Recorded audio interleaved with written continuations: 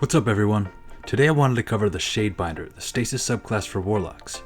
Now, I've seen a lot of new players in the community looking for good endgame builds. However, most of the builds you'll find out there require a mix of special mods like Charged with Light or Warmind Cell mods, which are near impossible to get outside of vendor RNG. This makes things tricky for players that weren't around when those mods were easy to obtain. With that in mind, after we cover the subclass, I'll go over some simple but extremely powerful builds that can be used in endgame PvE like solo dungeons, and even Grandmaster Nightfalls. Now let's get into it. To start, I'm going to skip over the grenades since each class has the same ones, but I'll touch back on them later. First up, we have the melee ability, Penumbral Blast. This is a mid-ranged melee that freezes the target in a small AoE on impact. Now, the AoE is only about a meter or two, so don't fire it willy-nilly thinking it'll do all the tracking for you. This also fires really quickly, meaning it can save you with a last-minute freeze if you're in a pickle. When paired with the right fragments, this will help you keep freeze kills chaining between your grenades. Next up, we have Aspects. Aspects are unique utilities that introduce a new ability or passive effect for a subclass. Fragments are modifiers that can be used to amplify specific functions of the subclass and its abilities, but we'll touch on those later. First off, we have Frost Pulse. Its description reads, casting your rift generates a shockwave that freezes nearby combatants. This is a ton of fun in PvE and a really clutch perk to have when you're in a tough situation and surrounded. This gives you an almost instant area of effect freeze by casting your rift.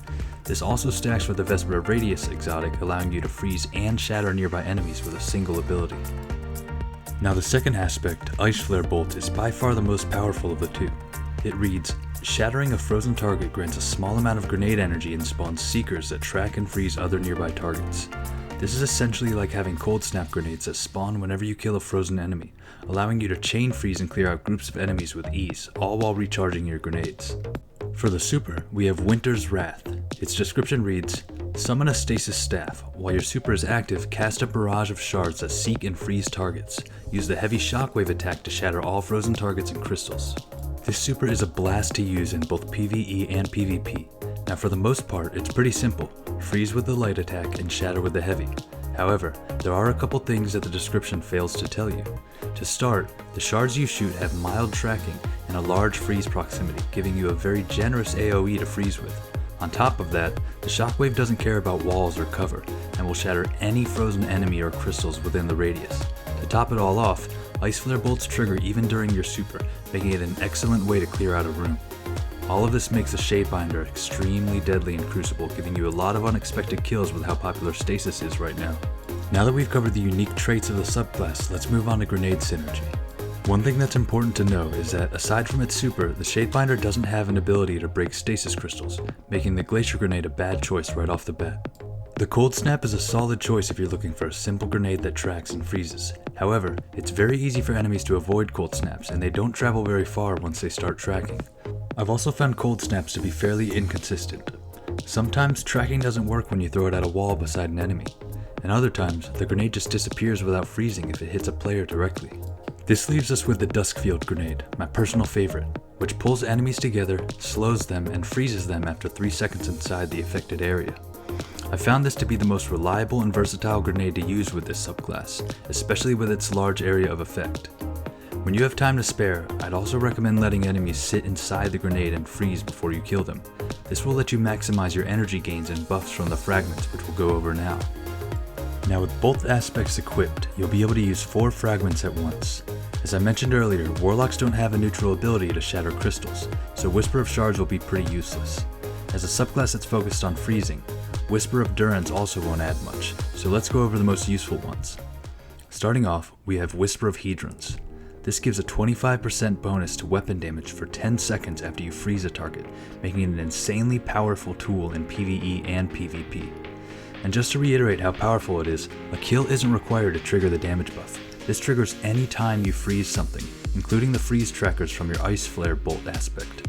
This will take away 10 strength, but it's definitely a good trade-off.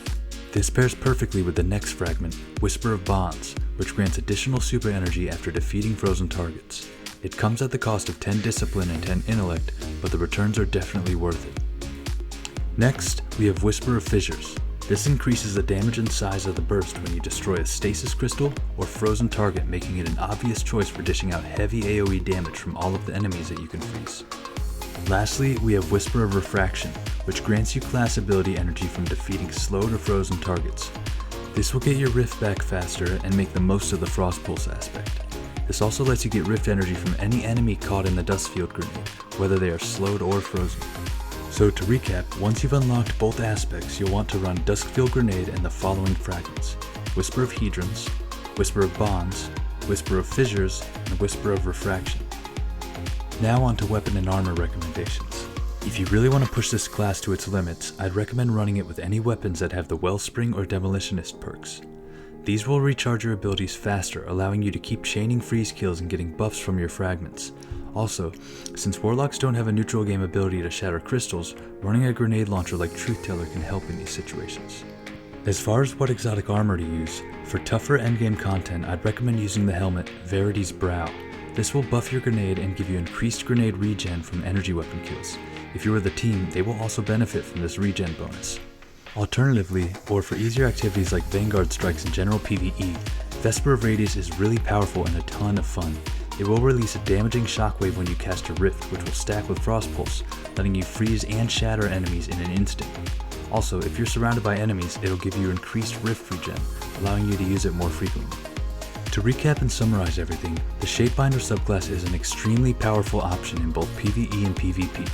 With the ability to chain freeze enemies one after the other, it excels in controlling the battlefield.